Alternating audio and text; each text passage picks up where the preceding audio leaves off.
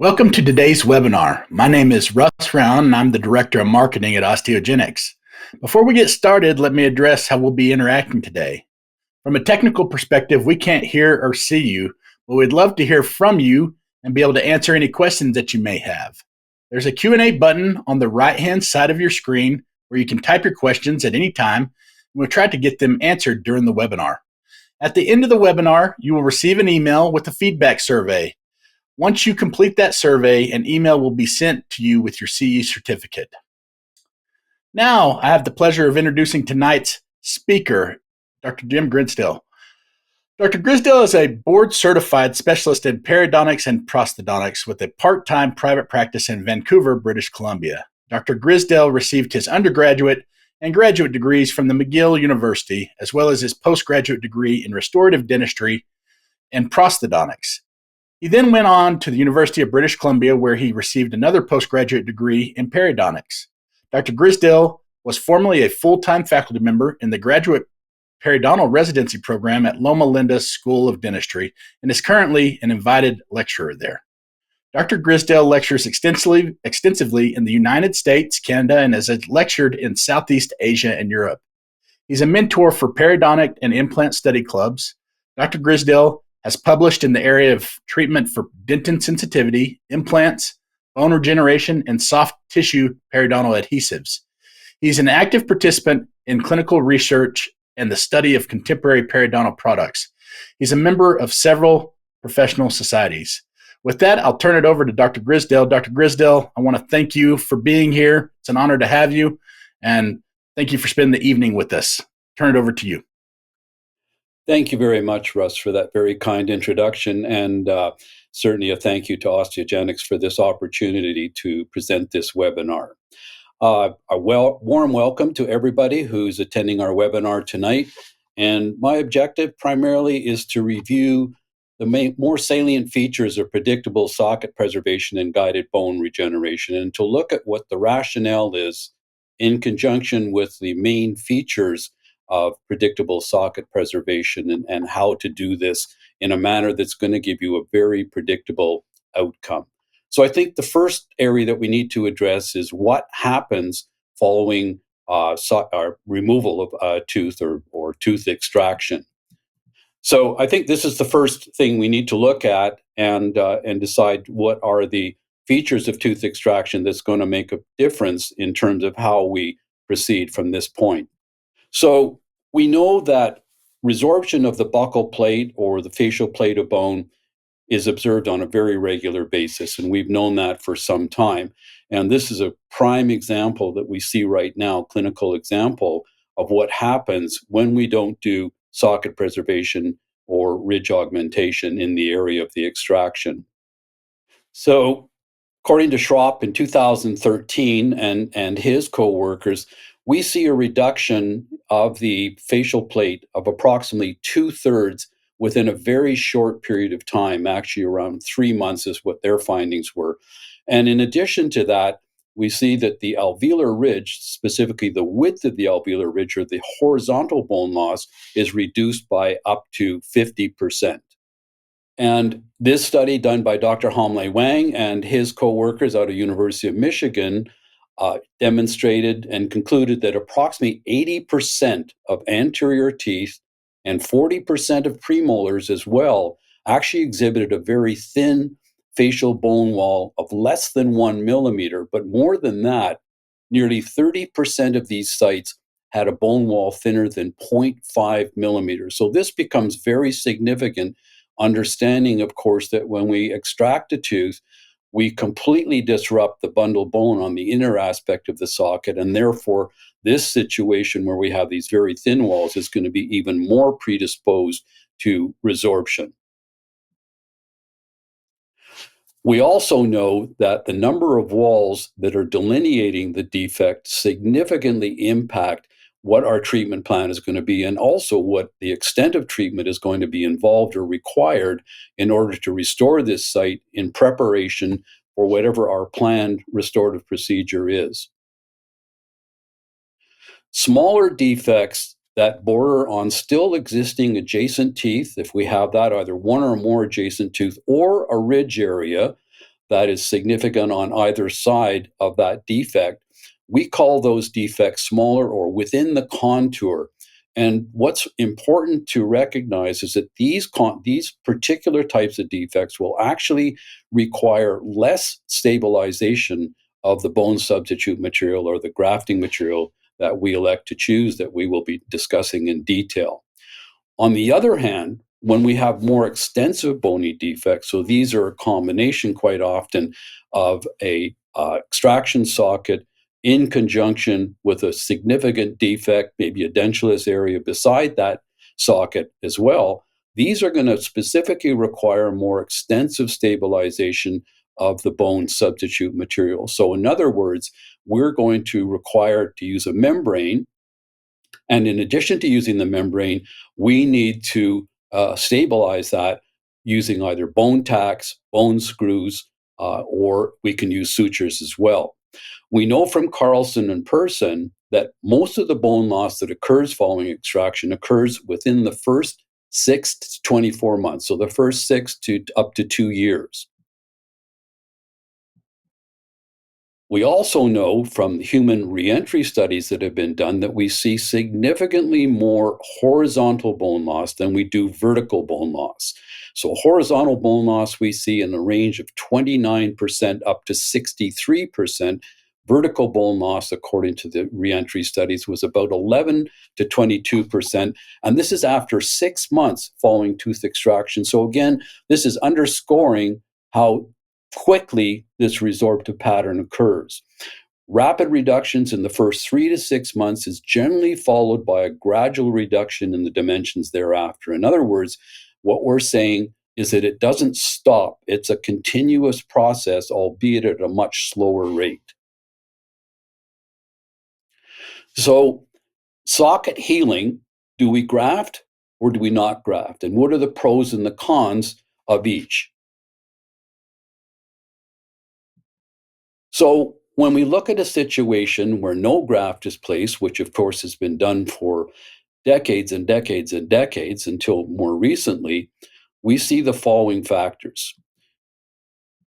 Number one, we see resorption of the facial and lingual bone. So we see that horizontal resorption, and depending upon where we are in the arch, whether it's the maxilla or the mandible, so the thickness of the bone or the phenotype of the tissue is also going to be a significant factor relating to the amount or degree of resorption that we see of the facial and lingual bone.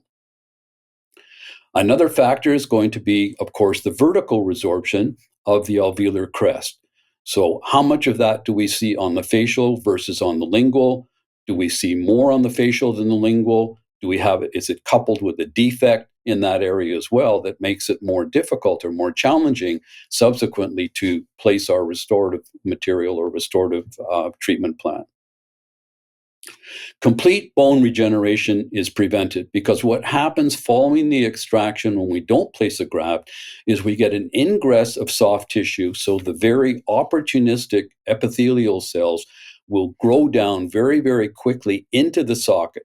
And there's a race on, of course, between the bone filling from the sides of the socket and from the base or the fundus of the socket moving coronally, and the apical migration of the epithelium going down. And the answer is very simple. The soft tissue is going to win. So we end up with these crater type of defects and ongoing resorption occurring over an extended period of time. On the flip side of this, when we do place a graft, we see a situation where now one of the criteria that we notice is that it minimizes the resorption of the facial and lingual bone. And it's not 100%, and it's not always the same extent. It depends on a number of factors, which we're going to explore. Secondly, is that it will minimize the vertical resorption as well as the horizontal resorption when we place a graft. Next, we see near complete regeneration being encouraged. So the operative word here is near. It's not complete bone regeneration. That would be very, very exceptional. So most of the time, we're going to have a situation where we're going to have a percentage of bone regeneration. And usually, the longer the period of time, as we'll see when we look at some of the studies, we notice that we get more bone regeneration than we do in a shorter period of time, which I think is intuitive. So I think at this point, we also notice that there's an improved maintenance of the ridge height and the width, okay, by using a graft material. So we have a situation now where we understand and acknowledge the fact that we're going to have a normal physiologic resorption always exists. So if our patients are asking us and saying, "Doctor, is this something I'm going to have to do again?" Or if is it a situation where I'm going to see ongoing shrinkage of my jawbone, the answer is affirmative. So we all lose bone mass over time. But that said, a significant difference between when a graft is placed and when it's not placed. So next thing we need to look at, what are the clinical and biologic objectives for ridge preservation and augmentation? So we want to ideally eliminate the need for subsequent hard and soft tissue grafting or bone and gingival grafting, ideally. But at the very least, if we could reduce the amount of subsequent hard and soft tissue grafting, that would also be very favorable. If there was one patient profile that was going to be more advantageous to do these procedures, to do these socket preservations and ridge augmentation, those are going to be the patients that present with a very thin tissue phenotype. We also know that we want to preserve as much of the alveolar bone as possible. So that's both going to be horizontally in the facial lingual dimension as well as in the vertical dimension, coronal apically. Secondly, we want to minimize bone loss following extraction. So that was going to be another criteria or objective that we want. And of course, we want to generate an adequate amount of bone for whatever our restorative treatment plan is, as an example, in the case of implants. So, what are the indications for socket preservation and guided bone regeneration? First, we have a thin facial cortical plate.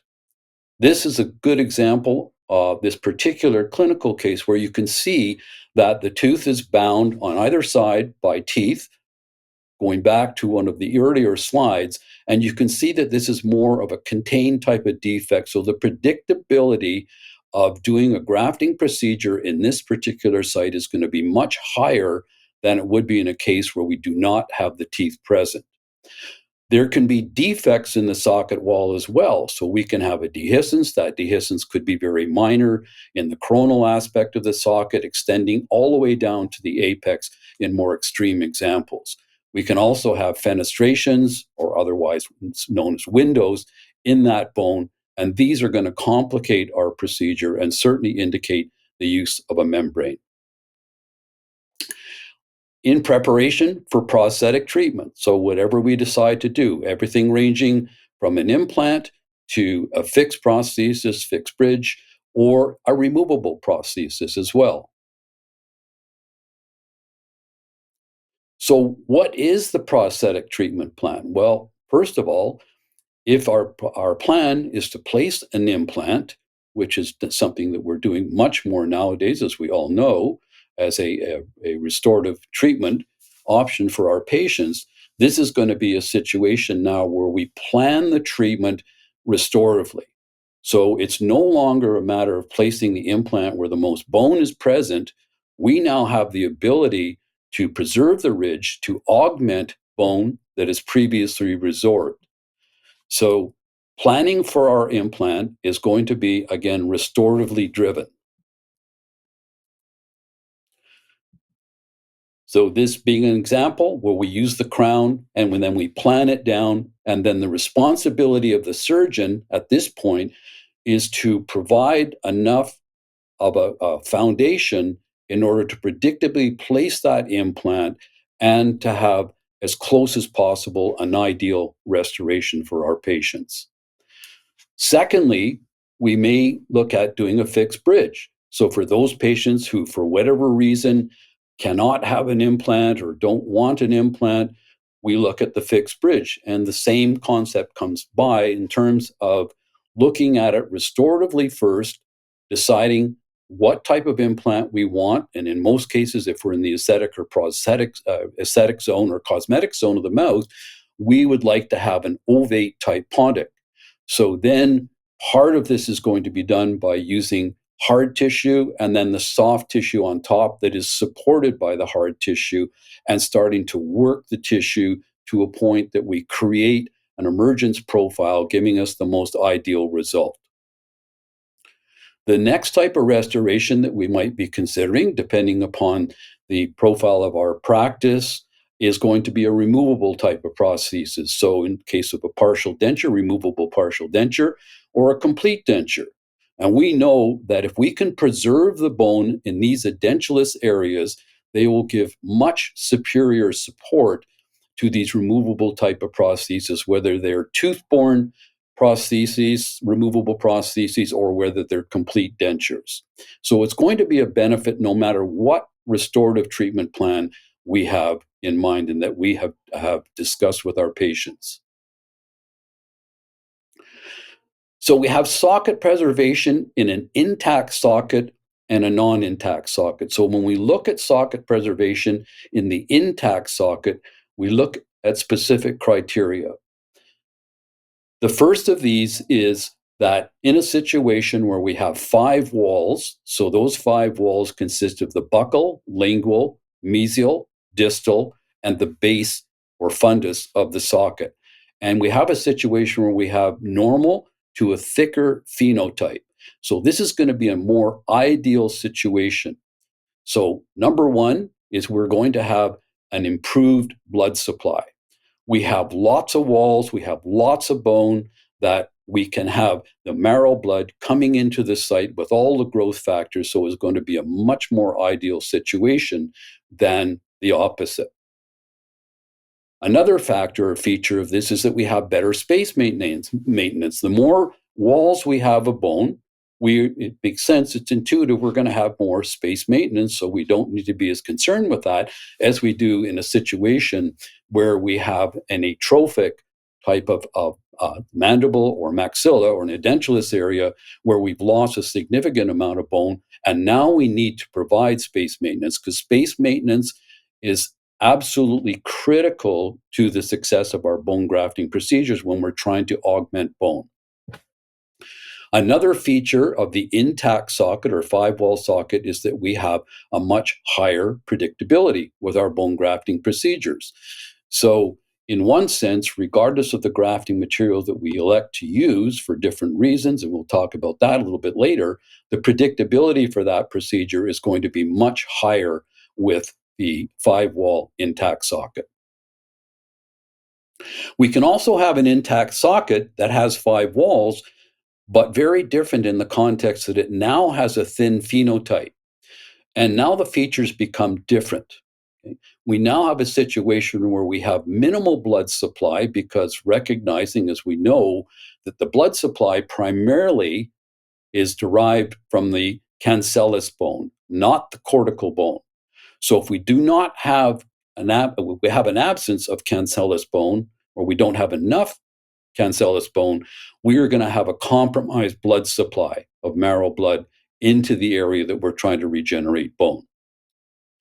Next, we're going to have a greater susceptibility for resorption. Again, we have very, very thin bone.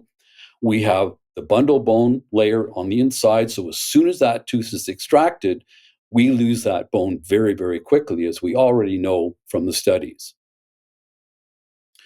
Maxillary anterior teeth, the facial bone, as we've said from Dr. Homley Wang and several other studies, is usually very, very thin when the patient presents with a thin phenotype, as much as less than 1 millimeter thick. So much more predisposed in this thin phenotype patient.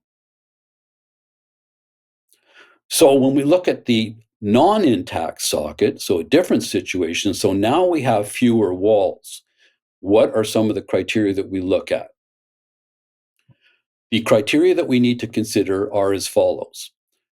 Number one, is we've got socket and or ridge morphology that we have to look at the size and the shape.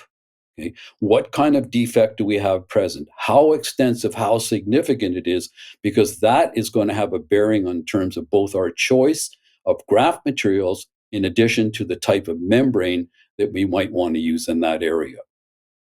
Another criteria is, as we've just discussed, is space maintenance. So is the space maintenance adequate?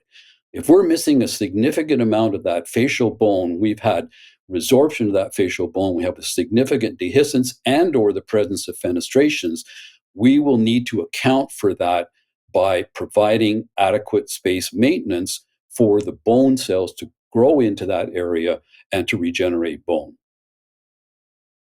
Blood supply, we may need to what we call or use the term decortication. So if we do not have an adequate blood supply, that is the marrow blood again, coming from the bone, which we need to access, we may need to decorticate the bone, meaning that we need to actually go in or penetrate through the bone, through the cortical bone to get into the blood supply, hopefully where there's a presence of cancellous bone. The graft and the membrane placement, we have to make a decision now, and we'll discuss the differences between resorbable and non-resorbable membrane and look at primary closure. Is that possible? So when we have a larger defect, in some cases, because of the bulk, because of the increase in volume that we are placing with our graft material, we cannot always obtain primary closure. And if that's the case, a non-resorbable type of membrane like cytoplast, okay, TXT or cytoplast reinforced, titanium reinforced membrane looks very, very attractive compared to a resorbable type of membrane. The objectives and limitations when we have these non-intact sockets become very clear. First, we want to do everything we can to preserve that socket and ridge morphology to the best of our ability. Next, we want to regenerate, again, an adequate bone volume to meet the needs of whatever restorative treatment plan we have decided upon. For instance, an implant as an example. What is the degree of bone loss? How much bone have we lost? Have we lost bone more significantly on the facial than the lingual, or is it a combination of the two? Have we lost more vertical bone loss than we anticipated, given the percentages that we anticipate? So these are all factors that we need to look at very closely when we're diagnosing our cases and ultimately when we're treatment planning these cases.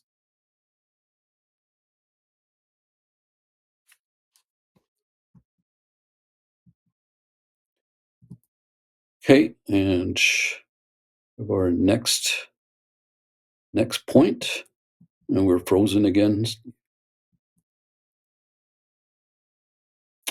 Okay, so one thing that's really different now is how we look at extractions.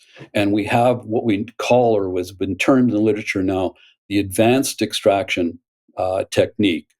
So as opposed to what we have been doing for years as a profession, where we decide that a tooth needs to be extracted for whatever reason, we now treatment plan the extraction. So that means that now we need to look at both the clinical data and the radiographic data, because these are very critical and important in having a checklist to look at what the presentation is of the tooth that we're planning to extract, particularly when it's a multi-rooted tooth.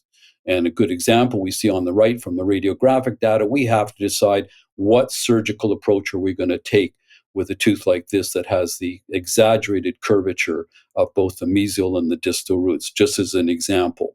So the shape, the size, the curvature, what is the access? Is the patient able to open adequately because the tooth is the last tooth in the arch? Or is there restrictions? Do they have trismus of their muscles, and so on and so on? So what's very important now is recognizing the need to treatment plan our extractions very carefully and not just go in, think, well, we're going to remove this tooth and maybe we're going to graft it. Hopefully we are going to graft it, or maybe we're not. So successful techniques then for our surgical techniques, rather, for successful socket preservation by today's standards are going to include the following. We want to remove the periodontal ligament fibers to as far apical as possible. One of the ways we do this is with a scalpel. We can do with a number 15C. We can do it with a more popular instrument called the periotome. The periotome works very, very well. And the idea is to gradually move this instrument as apically as we can down between the root surface and the bone on either side. So we're eliminating as much of the fibrous type of attachment as we can in the more coronal aspect of the tooth. So that's one technique that we can consider as well. Another surgical technique that we would look at is to use either a piezosurgery, which you can use, and it's very, very effective. We can use it for a number of other periodontal procedures, as we know. We can section a molar, which we do routinely in both the maxillary and mandibular molars, and we note that in this case that we have no objection with removing as much tooth structure as we can to separate those roots. And then we can also consider an extraction device, but the extraction device is really more restricted, as we know, to single-rooted teeth and also where you have adjacent teeth. But the point is that we have a number of different ways that we can approach the removal of a tooth as atraumatically as possible. We try to avoid luxation. So the last instrument we put on the tooth as much after we've loosened as much as possible with the use of periotomes, elevators, etc., is to put the forceps on the tooth, and we use a rotation technique. We do not use luxation. We do not use luxation. We use an intrusion technique and we use a rotation technique, and that way we can create a more atraumatic type of extraction. So degranulation, and you will hear me say this more than once this evening, is the most critical step. We must, following tooth extraction, remove all of the diseased tissue, all of the diseased tissue. If we are not successful at removing all of the diseased tissue, or we have concerns that we're very close to strategic anatomy, so in the case of the maxilla, that we're into the sinus floor, or in the case of the mandible, that we have very little bone between the IAN, or the inferior alveolar nerve, and one of the roots, we may do what we call a delayed grafting procedure. So we'll leave that site, we'll get soft tissue closure, and then we'll go back in at a later time, usually sometime between 6 to 8 weeks when we have a highly osteogenic stage, and then we can graft the site. So what's needed to regenerate tissue? We need to have the presence of cells. We need to specifically have the presence of differentiated cells. Those differentiated cells are going to be osteoblasts, because that's the tissue that we are trying to regenerate. We also need to have what we call a matrix or a scaffold. And the reason for the matrix or the scaffold is because the cells have to have something to attach to in order to regenerate new bone. So there's a correlation here in the context of how much scaffolding or matrix we need in terms of the size of the defect. So the larger the defect, the more matrix or scaffold we need.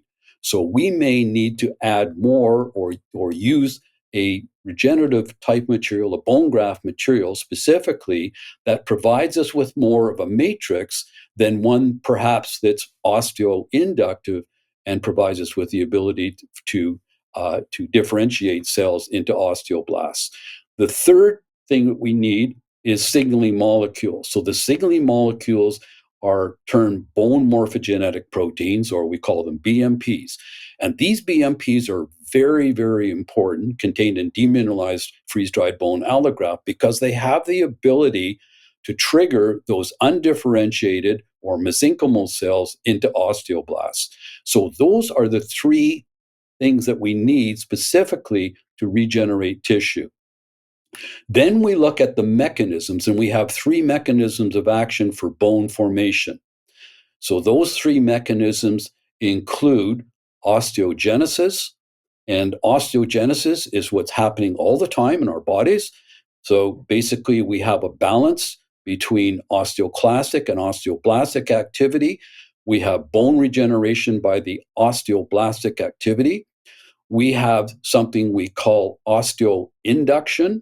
So osteoinduction would be a bone graft material that we choose or substitute material that has the presence of these proteins and growth factors or the bone morphogenetic proteins that now have the ability within that graft material to stimulate undifferentiated cells at the host site to become osteoblasts and subsequently regenerate bone.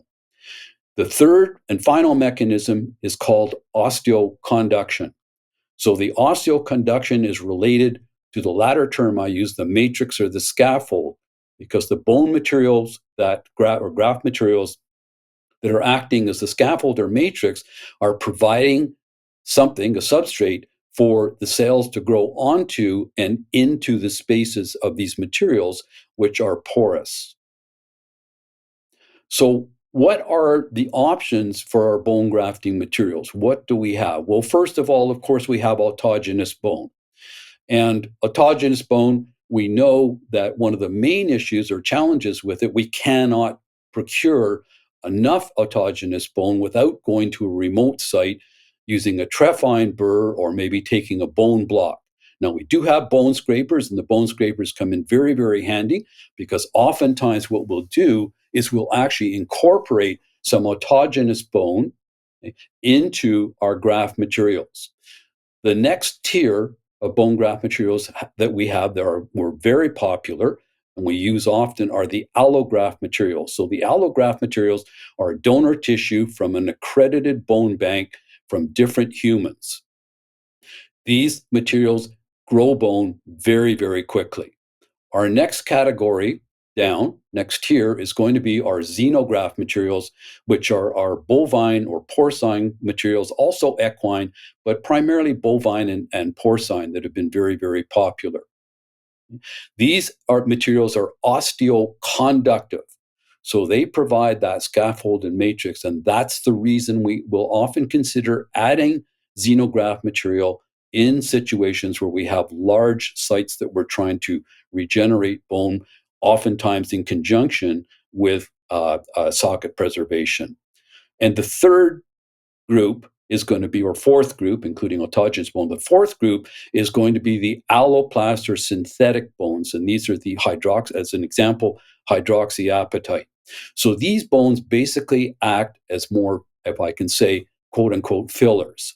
Okay. There is osteoconductive activity, and we've certainly seen dynamic changes in terms of the alloplast arena of materials from what we had 20, 30 years ago when they were basically used essentially to plump up, that was the term we used, plump up edentulous ridges, but there was no incorporation or regeneration of new bone. Now, currently, the more contemporary alloplast materials have the ability to become incorporated into bone and help to preserve the bone. So I want to take a look at some studies, and this study was done with Dr.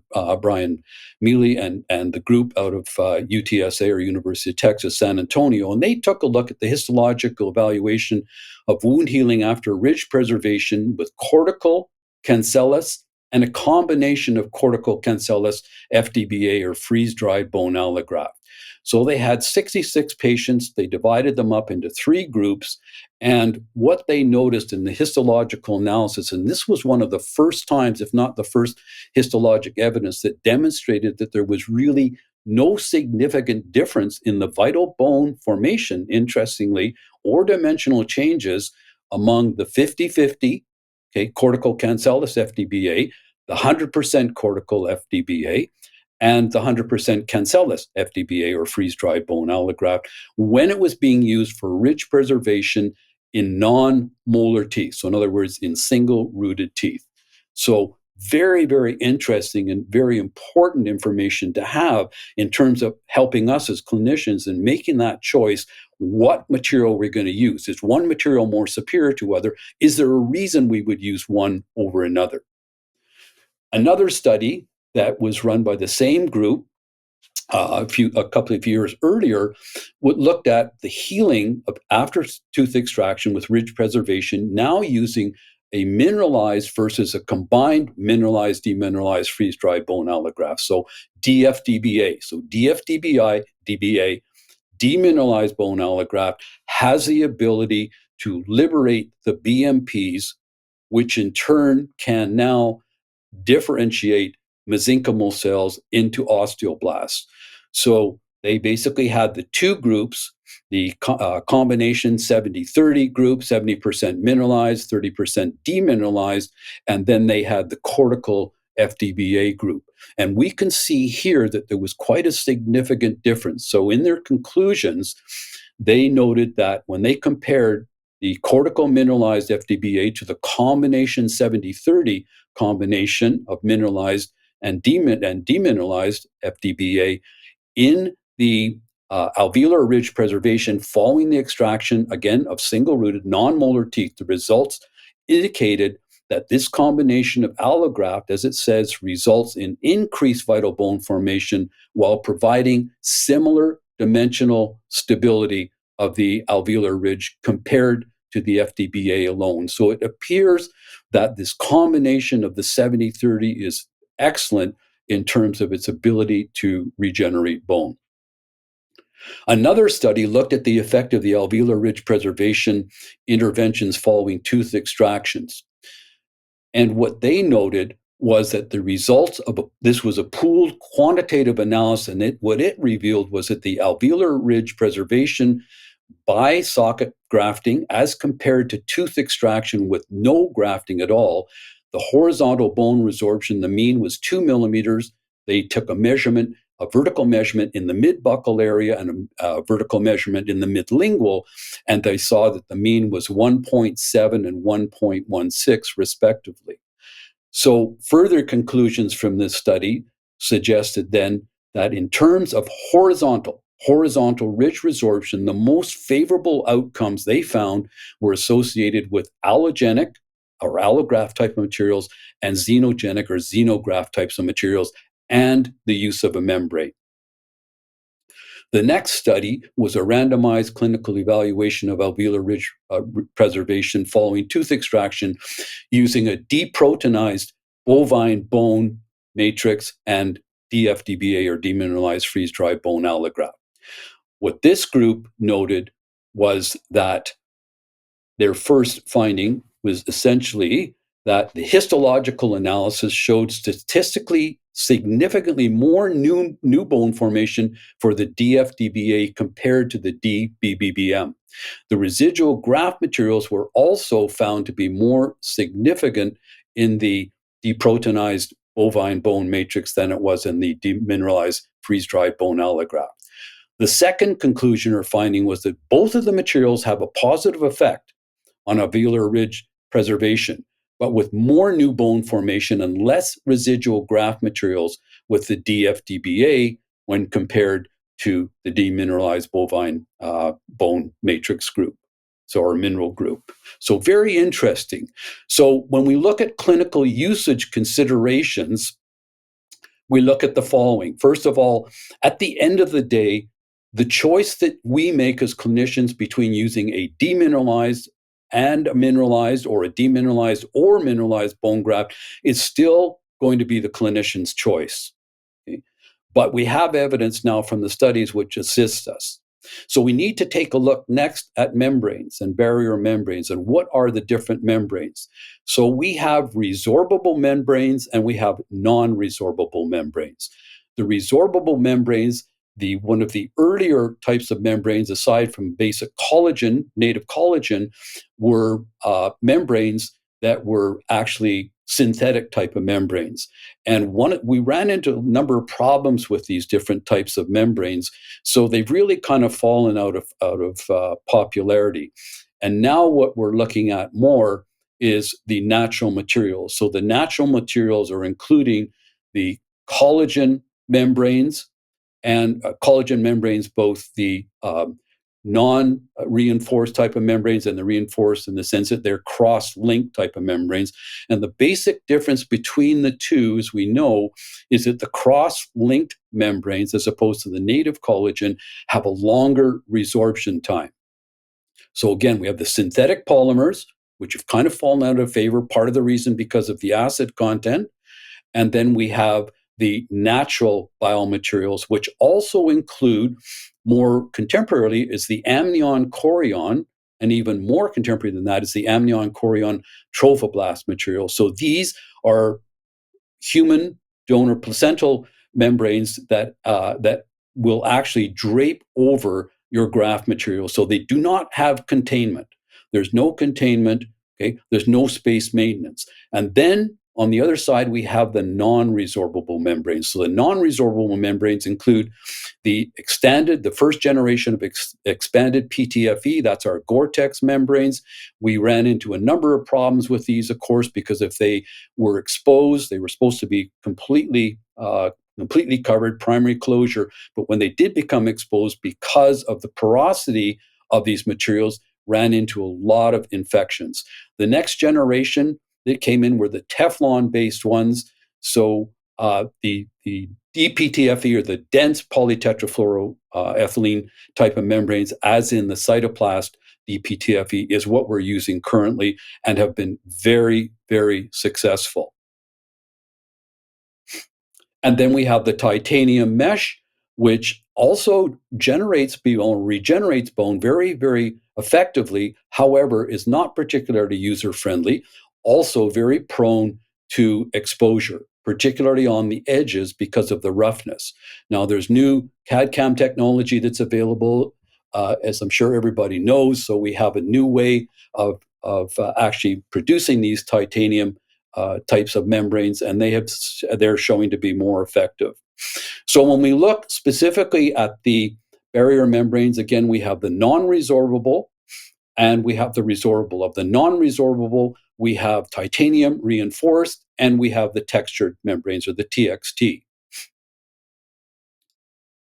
The resorbable membranes, we have a couple of issues. The first issue is the resorption time, and the resorption time is important in the context of what are we trying to do? How large is that area that we are trying to regenerate? Because we know that the resorption time can be unpredictable. It's a time range. It is not a specific time. So if we're using native collagen versus a cross-linked type of collagen, we know there's a difference in the resorption times. But more than that, we know that it's a time range. The second thing is that we know that there's a variation from patient to patient. So it's not the same, even though we have this range of times, and that's the reason there's a time range, is because there's a variation from patient to patient. So if a patient has a systemic disorder, systemic disease, they're taking multiple medications, these can have effects on the resorption times. When we look at the non-resorbable membrane, the cytoplast TXT is the textured membrane. So one side is smooth. The smooth side goes against our grafting material.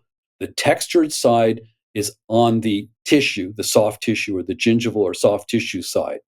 The cytoplast titanium reinforced membranes are excellent for space maintenance, for creating space in order to have regeneration of bone, to give that space and hold that space present. These membranes, they're trimmed, they're customized. We can do that. We can actually bend those titanium struts to meet or customize the area that we're primarily looking at regenerating the bone and that we need the space maintenance.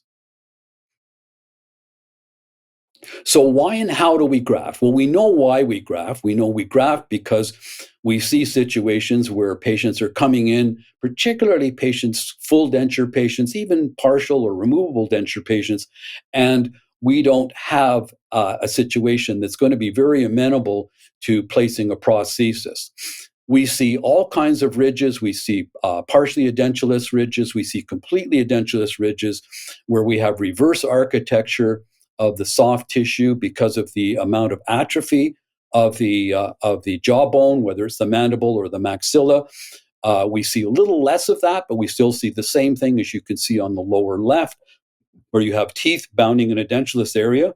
You can see the significant amount of horizontal resorption, which also underscores what we know from the studies.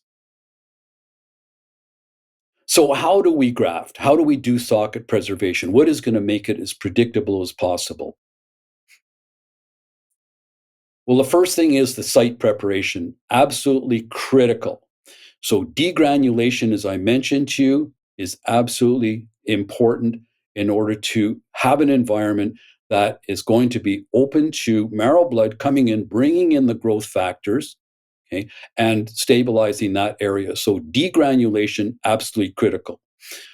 Next step is going to be decortication. We need to decorticate the bone if we do not have the presence of marrow blood in the site that we're trying to regenerate bone. We want to place the graft material. We do not want to condense the material. So we put the material in layers. We don't put it all in and then kind of condense it or push it in to the site. And the reason for that is because, number one, the graft material is manufactured so it has porosities in it which entertain the marrow blood to go into the graft material, into these pores, and bring in the growth factors. The second reason is if we condense that graft material, we destroy those characteristics and we create just one mass of material that is probably not going to generate new bone. Finally, we use a membrane. So the membrane, our preferred membrane for socket preservation and in many cases for ridge augmentation, particularly where we cannot get primary closure, is going to be our dense polytetrafluoroethylene or Cytoplast TXT. When we have single teeth, we use the single Cytoplast TXT, which we can cut and trim and make so that it fits the site exactly. So how to graft, the surgical technique then, just in review as we kind of wind down. Following atraumatic tooth extraction, so in other words, try not to raise a flap, we inspect the socket to assess the nature and the size of the defect in helping us to make a decision and treatment planning what we're going to do in that area to regenerate the maximum amount of bone that we require, which is going to be a factor of what kind of restoration we're placing. The majority of defects we know occur on the facial cortical bone. So this is a very advanced defect, as you can see, close to the apex of the tooth. A flap has had to be raised. We need to now completely degranulate this. We can see the presence of the marrow blood, which is exactly what we want in that area. Make sure that there's an adequate amount of bleeding, so we don't want profuse bleeding from the adjacent walls and the fundus of the socket, but we need to have a welling up of that marrow blood. We need to decorticate the bony walls to stimulate bleeding if we do not have the presence of this marrow bleeding that contains all the growth factors. Isolating the site from the oral environment is very important because we have the presence of saliva and bacteria in the oral cavity. And we don't want to get either or both of those into the site that we're trying to regenerate or into our grafting material.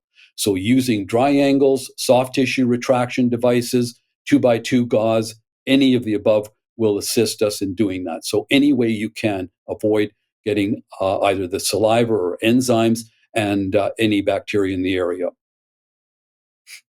Combining the benefits of the surgical and prosthetic techniques that we have available to us is absolutely germane to achieving a very cosmetic and aesthetic result when we're in that zone of the mouth, in the anterior area, particularly the maxillary anterior.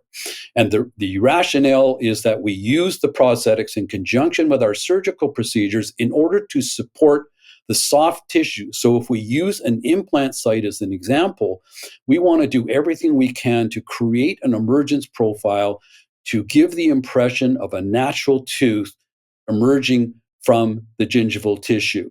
We can use removable prostheses, we can use an Essex type of appliance, or we can use a bonded type of appliance as in a Maryland or Rochette type bridge. We want to customize the collagen membrane. Always, this is a single TXT, Cytoplast TXT membrane. We place it over the graft. We make sure that it extends beyond the defect itself, about 3 millimeters, and then we place sutures. So customizing, carefully placed to extend approximately 3 millimeters beyond. We try to do this by creating a pouch or tunneling down between the flap, the periosteum of the flap, and the bone. okay, and about 3 millimeters beyond the wall of that defect, and avoid having to elevate a flap. We slightly overfill, particularly where we have a defect, as in a fenestration or a dehiscence, to expand the membrane in the immediate site of the defect itself. So, a couple of clinical cases I just want to show you as we close. These were provided very kindly by Dr. Thayer Al-Kaddoumi, who has also done a couple of webinars. Dr. Al-Kaddoumi was a student of mine at Loma Linda University Dental School. So he's a very colleague and a very close friend of mine. So I just want to use his cases just as examples. So the first one is a lower first molar. I believe it's tooth number 30. And what Dr. Al-Kaddoumi has done is a very nice job with the extraction, an atraumatic extraction. You look into the site. So what we're looking for continuity of the soft tissue. In other words, atraumatic, no elevation of the flap. We're looking for marrow bleeding, which we can see evident in the site, and preservation of as much of that soft tissue as possible. We look at the phenotype, the biotype, then we decide on what type of grafting material we want to use. So most often we're using a 70-30 mix. We also use a 50-50 cortical cancellous mix. So it becomes down to the clinician's choice. We place a membrane. Again, the membrane is extending about 3 millimeters, maybe 4, but 3 millimeters beyond the defect itself. We keep it shy or short of the interproximal areas in order not to cover the interproximal bone, which is supporting the papillae. We suture. These are glycolin sutures. That's at the time of surgery. And then we see the site, the patient comes in 7 to 10 days later, and this is typically what we see. You can already see the migration of the epithelium. So one of the big attributes of using these cytoplast membranes is that we can actually increase the zone of keratinized gingiva, which of course becomes very critical in our restorative treatment plans, whether they're implants, fixed bridge work, or removable appliances. We want to have as wide a zone of healthy keratinized gingiva. The membrane is removed 4 to 6 weeks later, usually in that time frame. It's removed very carefully, typically without anesthetic. Very rare to have to use even topical anesthetic. Just basically pulled out very, very gently. And we see the osteoid or the maturing connective tissue underneath looking very nice and healthy. That the epithelial cells will now migrate over the top as the healing process goes on. We see a CT scan and showing nice new bone. Here's the evidence of the epithelial tissue, the increase in the zone now of epithelial, nice, healthy epithelialized tissue. And this is followed by placement of an implant, reflection of the flap. We can see nice bone, bleeding bone, which is what we want to see. Implant beautifully placed, centered, and positioned. Suturing with a healing abutment on it, so a single stage implant. That's radiographically perfectly placed in the healing abutment. So a nice case. Now we're getting ready for the final stage and a very, very nice restoration with a nice emergence profile, as you'll see from the radiograph. So that is a primary example of a very nice emergence profile of a crown restoration on an implant. The next case is a premolar. This premolar was extracted, been previously endodontically treated. You can see now, okay, so a small flap has had to be raised just to demonstrate where you can see the defect, the dehiscence. You can see the marrow blood as well. You can see the attempt to try to maintain as much of the papilla as possible. This is a titanium reinforced single membrane that has been customized to fit over the bone graft material, which is now correcting that dehiscence defect. It's tucked underneath on the lingual very carefully, and then it's sutured. You also noted how it was tapered on the sides in order not to cover over the bone interproximally, in order to have nutrition for the papilla and maintain those papilla. So that's just at the time of surgery, after placement of the membrane, sutured. Here we are again, a week, 10 days later. There's removal of the membrane 4 to 6 weeks later. We can see some of the graft material still incorporated into that osteoid matrix. That's not a problem. Not a problem, folks. Okay, and this connective, that's healthy tissue. Here's our CBCT taken to demonstrate how the bone is regenerating. Very, very nice increase in keratinized gingiva. A nice area now to place the implant. Another view, more mature bone. Here's the bone bleeding again. We like to see bleeding in the bone and a nice regenerative case. Again, healing abutment, suturing, final restoration. Okay, just to finish off very quickly, we have very little time here. The review of the protocol then, atraumatic extraction, try to avoid elevating a flap if possible, prepare the site, that is thorough degranulation, removing all of the diseased tissue, decorticating the bone if we have to, if we do not have marrow bleeding. Then our next step is going to be placing the graft. Again, I do not use the term condense. We place the graft very carefully. We put a membrane in. Our membrane of choice is going to be a cytoplast membrane, textured or titanium reinforced where we need it for space maintenance. Thank you all very much. And now, with time remaining, ready to entertain any questions, any way I can help you. Thanks, Dr. Grisdale. Very well put, very informative. Appreciate the time and the effort on the presentation. We do have a few questions. We're going to run over just a little bit, but want to make sure that we give you the opportunity to answer some of these questions that came in. Start off with the simple one first. Which side of the cytoplast membrane faces the bone graft material versus which side faces the oral cavity? Sure. So when you're using the textured TXT material, the cytoplast TXT, we put the smooth side or the non-textured side against the bone graft, and the textured side goes against the soft tissue. And rationale for that is that having that roughened surface allows an area, to put it very simply, for the epithelial cells to hold on to or to grip onto, and also helps to occlude any oral fluids, bacteria, et cetera, from getting in underneath the membrane. Great. Well, I think I'm going to ask this question because I think it's a good one to kind of end on, and it's complex in the answer. But basically speaking, when should a clinician choose to use a resorbable membrane versus a non-resorbable membrane when it comes to socket grafting? And then further on, you take a step down below that. What about using a collagen plug just by itself? And then just to round it out, we have these materials. Osteogenics has one, but there's also other materials out there where they're collagen plugs with bone graft material basically combined into them. Just can you talk about resorbable versus non-resorbable membranes, then collagen plugs, then the collagen plugs with the graft materials, and your I guess thoughts around all that? Sure.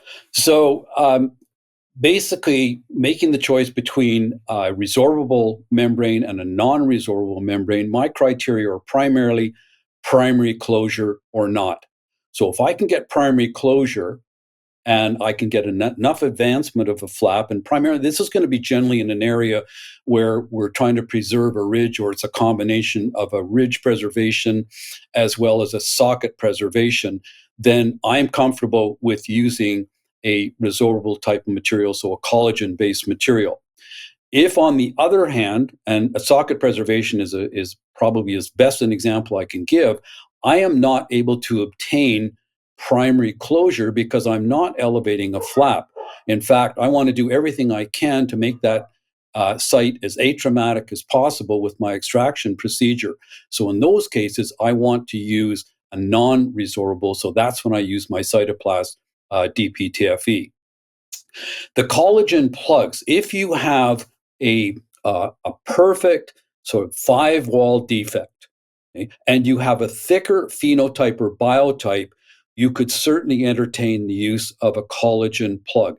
I would be a little more concerned in a site where I was planning to place an implant, where I wanted to make sure that I regenerated an adequate amount of vital bone, healthy bone, than I would be in a site, for instance, where I was going to be placing a fixed bridge, so an ovate type pontic in that site, or maybe even a removable prosthesis.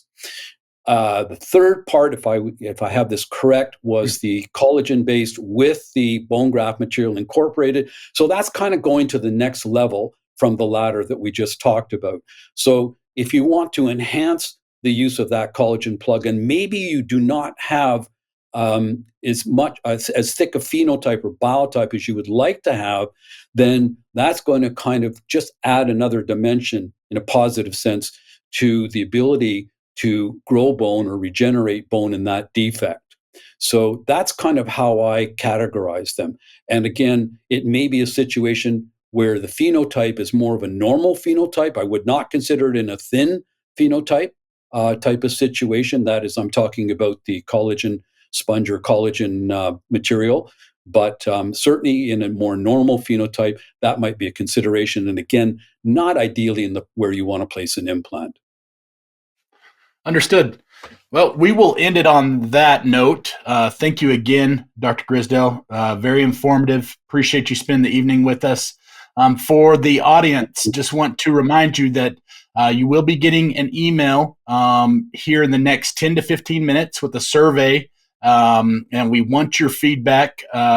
We always take everybody's feedback, digest it, and it helps us improve, helps us understand what you would like to hear about next. And we use it to guide us whenever we're providing this type of continuing education. So it's very important that we get your feedback. Once you fill out the survey, submit it, you will receive an email with your CE certificate. So please be on the lookout for that. With that, we will end the webinar for tonight. Thank you, everyone. Thank you.